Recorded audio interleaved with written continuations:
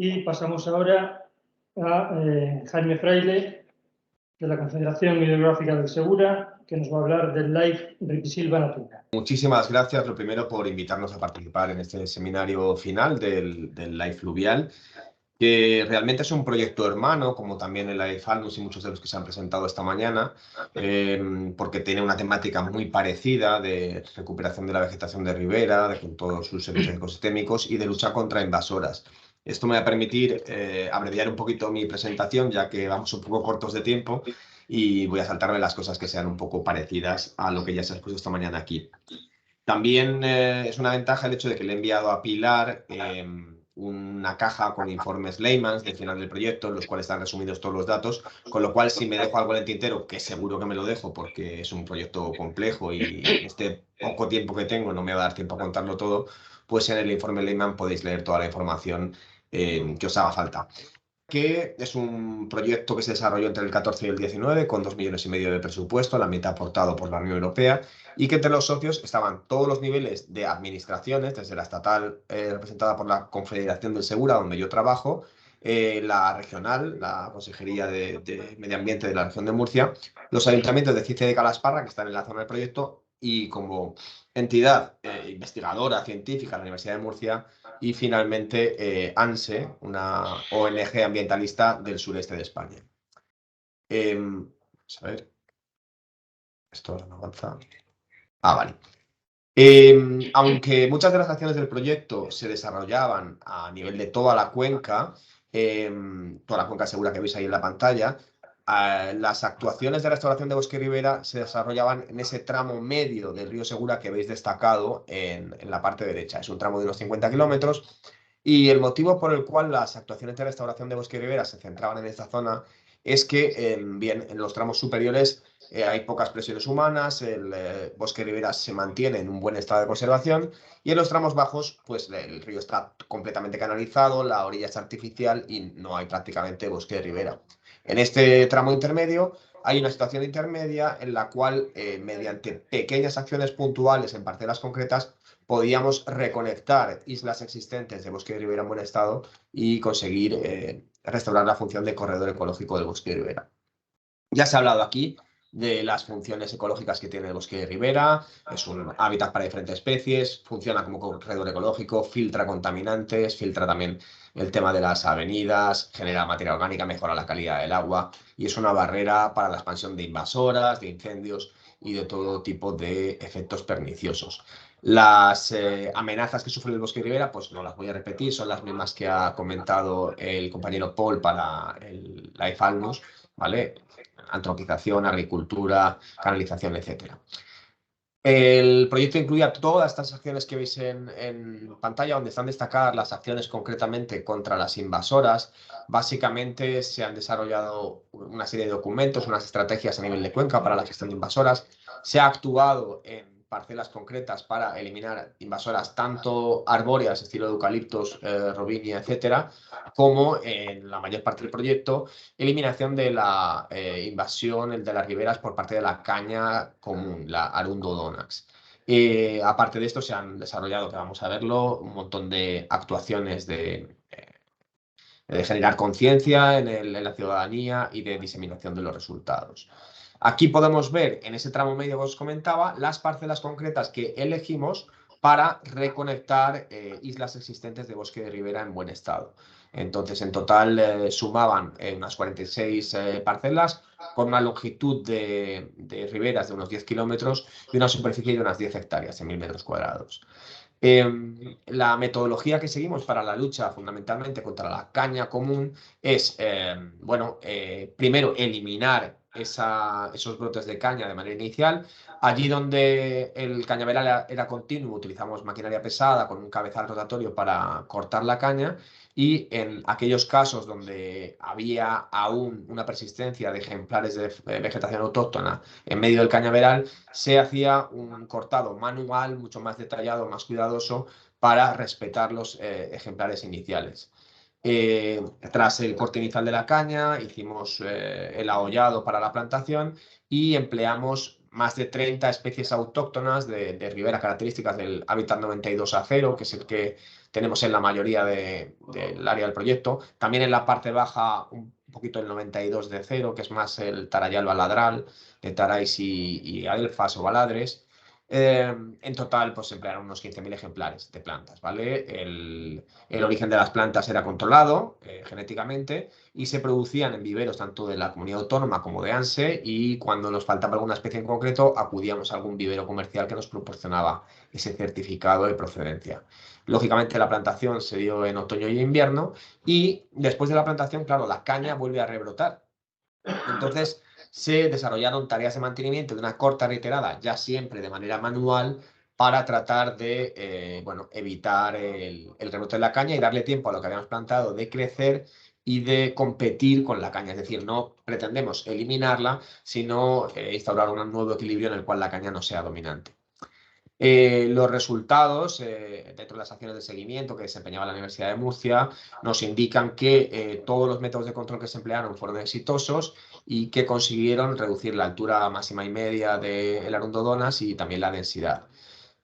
Lógicamente, como nosotros hemos hecho una plantación, la diversidad de especies observada aumenta exponencialmente y la mayoría de esas especies luego sobreviven después. No solo nos centrábamos en el tema de la vegetación que habíamos plantado, sino que también hacíamos un seguimiento de diferentes especies, tanto de aves como de lepidópteros, quirópteros, etc. También hicimos una acción parecida al Almus, de retirar una mota que no tenía ninguna funcionalidad hidráulica, que estaba desconectando la llanura del río del cauce, y bueno, pues es unos 600 metros de mota. Ahí, al retirar todo el sustrato que contenía el rizoma de la caña, sí que se minimizaba mucho el rebrote, y una vez se retiró, se realizó también una plantación con especies autóctonas para recuperar ese hábitat de ribera. También se desarrollaron acciones más puntuales contra especies arbóreas, como decía antes, de eliminación de ejemplares de Robinia, de Eucalyptus, puntualmente de Opuntia o Palera, también de Tabajo moro, Nicotiana glauca, etcétera, etcétera. En total bueno, se actuó en 9 parcelas distintas con 1,5 hectáreas de zonas tratadas, y siempre se siguió la misma política de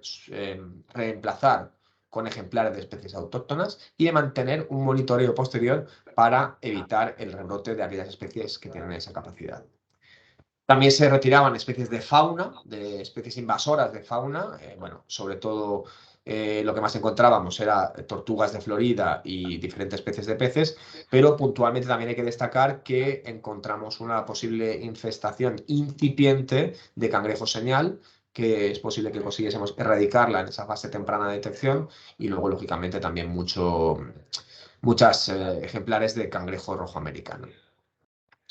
Una de las acciones más interesantes fue el desarrollo de una aplicación que permite al ciudadano, mediante un proceso de ciencia ciudadana, descargarse una aplicación al móvil y reportar la presencia de diferentes tipos de especies exóticas invasoras, ya sean de fauna o de flora. Incluso, en caso de que el ciudadano no supiese identificar la especie, podía simplemente subir la foto con la georreferenciación, y esa foto es revisada por un experto que puede valorar si se trata o no de una especie invasora y tomar las medidas en consecuencia, porque esta aplicación la gestionaba la región de Murcia, que es competente en materia de medio ambiente, y entonces inmediatamente activaban a los agentes ambientales para ir a retirar, en caso posible, esos ejemplares.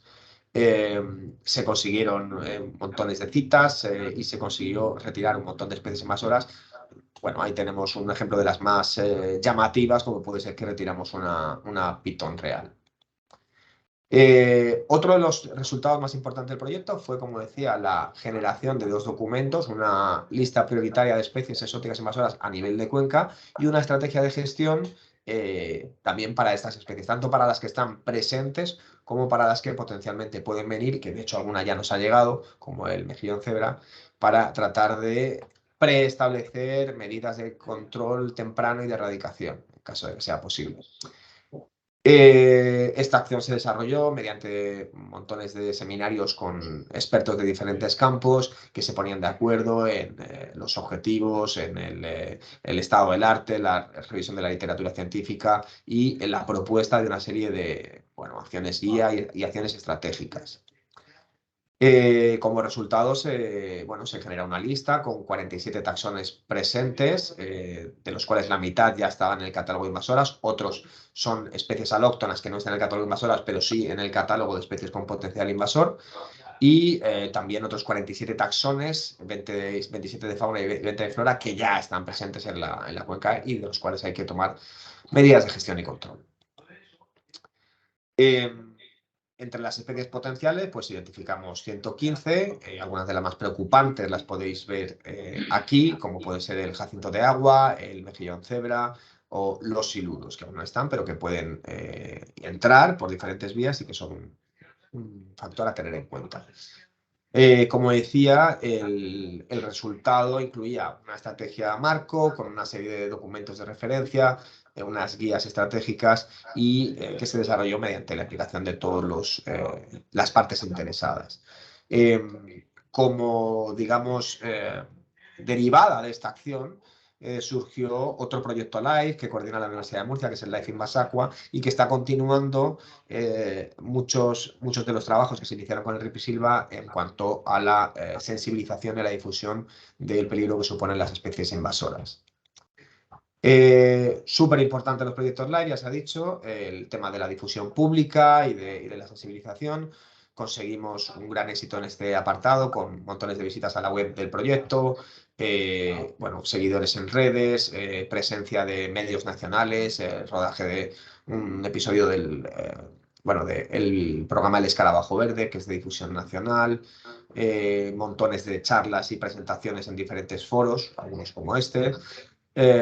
También organizamos el Congreso de Restaurativos de 2019 aquí en Murcia, que tuvo un seminario especial en el marco del proyecto sobre el hábitat del bosque ripario mediterráneo, y conseguimos en resumen poner el tema de las exóticas invasoras y del bosque de ribera en los titulares. Aquí aprovecho para hacer una cuña publicitaria. Como estamos en un foro totalmente temático de la restauración de ríos, os invito a todos a que acudáis al próximo cuarto Congreso de Restauración Fluvial, Restaurar Ríos 4, que se va a celebrar en Toledo en junio de 2023, y ahí tenéis toda la información donde podéis visitar la página web para apuntaros. Bueno, también se desarrollaron acciones, digamos, dedicadas a los escolares, en las cuales se desarrollaron una serie de materiales didácticos para presentar y para dar charlas en colegios y sensibilizar sobre la importancia de estos dos temas, del bosque de ribera, de los servicios ecosistémicos que presta y de los peligros de las especies exóticas invasoras. Campañas en general de sensibilización con, por ejemplo, visitas a tiendas en las que se pueden vender especies exóticas, ya sean viveros o tiendas de mascotas. Se hicieron pósters, se hicieron pegatinas, se hicieron folletos y se consiguió una gran repercusión en este ámbito.